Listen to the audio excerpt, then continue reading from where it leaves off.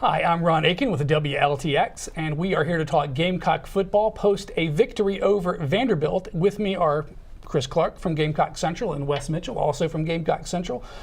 Thoughts on the game moving forward? 48-34 on paper looked like a great win, but it certainly didn't feel like that, did it? Well, it didn't feel like it, but it's a win that you take because road wins in the SEC are hard to come by. South Carolina's had some slip-ups on the road in the past several years. Tennessee last year, Kentucky a few years back. And so anytime you can avoid that in a classic trap game, you take that. And you look at some of the games this past week. LSU lost at home. Missouri, who South Carolina will face next week, they lost at home.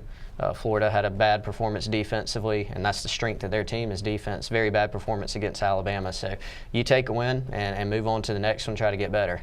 And Wes, do you flush it, or do you really look at some of the concerns that you have and take those seriously? I think it sounds like Steve Spurrier is definitely taking the problems with special teams very seriously. That's something that I think maybe you're going to want to see more attention put on in practice, maybe a little more time, a little more attention to detail in practice. I thought also, Spurrier always talks about, how even if you have a good season, if you lose the bowl game, if you finish in a bad way, everybody just looks at how you finish. And I think if you look at this game, even with everything that happened, South Carolina could have walked out with a 21-point win, and you say, well, even though everything went wrong, they still won by 3 touchdowns. Mm-hmm. But the defense, once again, back on the field, allows a quick drive. I think it was 4 plays. Vanderbilt went straight down the field at the end. So I think Spurrier and this team probably have a bad taste in their mouth, not just from how the whole game went, but then from how it ended. You couldn't ever quite put Vanderbilt away, and that's something that I'm sure has Steve Spurrier not too happy in practice this week. Yeah, there are about 4 plays that were really bad. I mean, they were 4 for 10 on third down.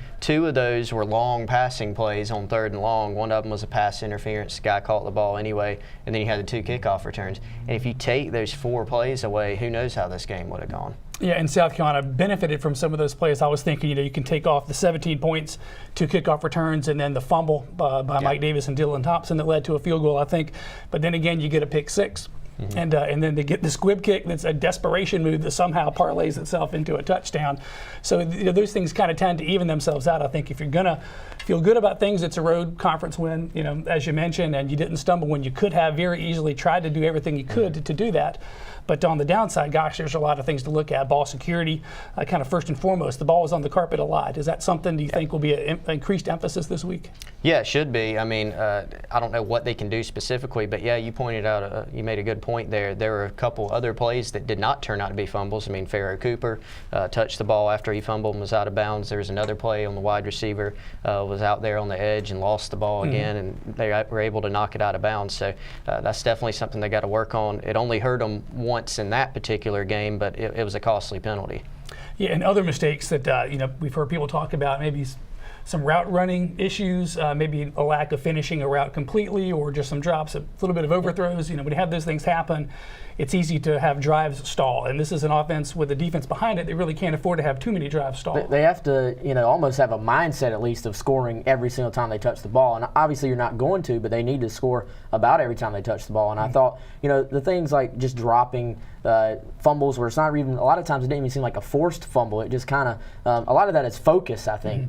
Drop passes is normally focus. I think it's more of a mental thing than it's a physical thing, because you're talking about guys, who generally don't do that, making mistakes that isn't really in their character. So if you're South Carolina, you got to regroup, you got to get ready for Missouri and find a way to kind of learn on those mistakes and kind of move forward, because Missouri, obviously, it's kind of an example of how college football is. Missouri loses at home to Indiana. That's a team that lost to Bowling Green, of all people, but Missouri could easily come to Columbia and beat South Carolina on Saturday if Saturday doesn't come to, South Carolina doesn't come to play well. So, the Gamecocks obviously have just got to clean a lot of things up, and I think that's what has Steve Spurrier upset, is he knows they did things that against a better team than Vanderbilt.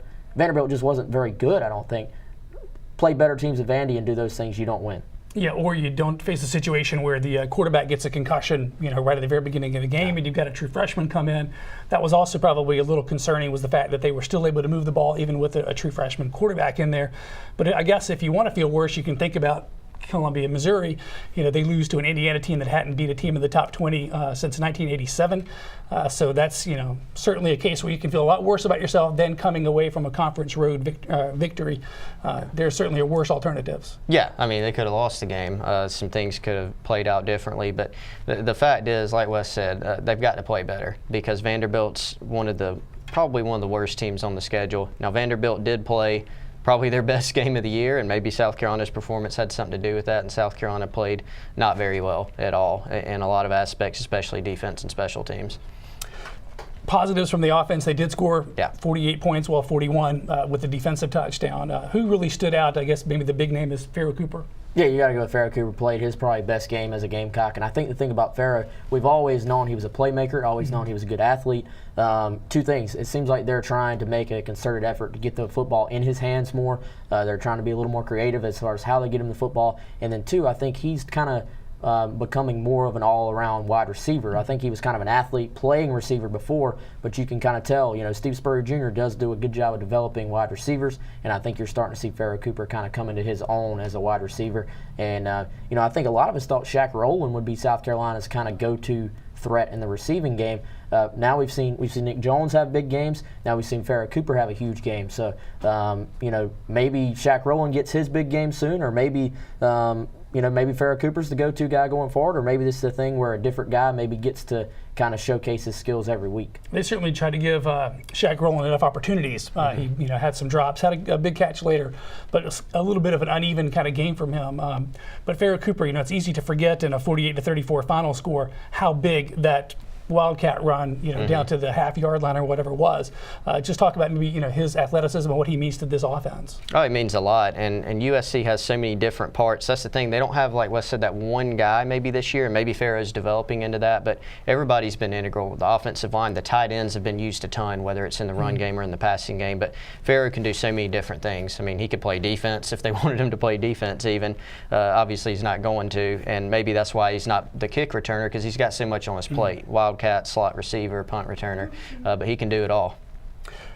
Missouri coming to town. Obviously, they're stinging, not feeling as good as they did. Identical records, but obviously South Carolina's 2-1 in the conference.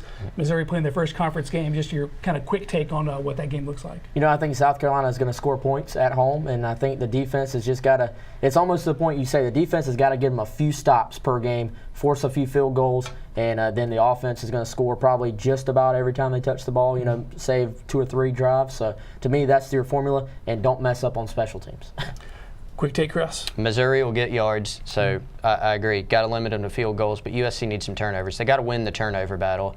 I think they can't afford to give the ball back to that offense because they are dangerous. They're capable. Well, chance to rewrite the way that people feel about this team coming up this Saturday against a Missouri squad. For Gamecock Central and WLTX, Chris Clark, Wes Mitchell, I'm Ron Aiken.